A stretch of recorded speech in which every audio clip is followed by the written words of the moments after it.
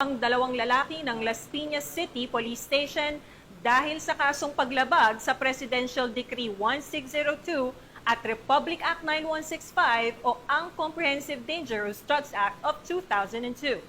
Narito ang report ni Patrolwoman Ivy Corporal.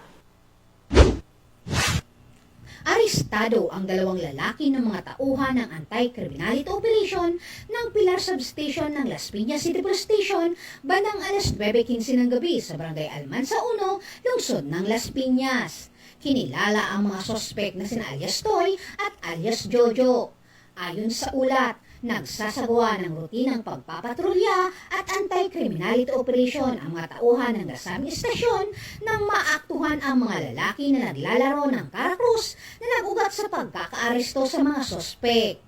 Narecover mula sa mga sospek ang 2 piraso ng heat-sealed transparent plastic sachet na naglalaman ng puting kristal na substansya na hinihinala shabu na may tinatayang may bigat na humigit kumulang 1.70 gramo at may standard drug price na 11,560 pesos.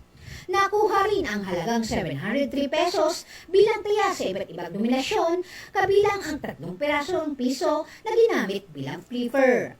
Ang mga naarestong suspect ay mahaharap sa kasong paglabag sa Presidential Decree 1602 o Illegal Gambling at Republic Act 9165 o mas kilala bilang Comprehensive Dangerous Drug Act of 2002. Mula dito sa Camp Bagong Diwa, Bicutan, Taguig City, ako po ang inyong PNN correspondent, Patrolwoman Ivy Corporal, alagad ng batas, tagataguyod ng Balitang Pulis.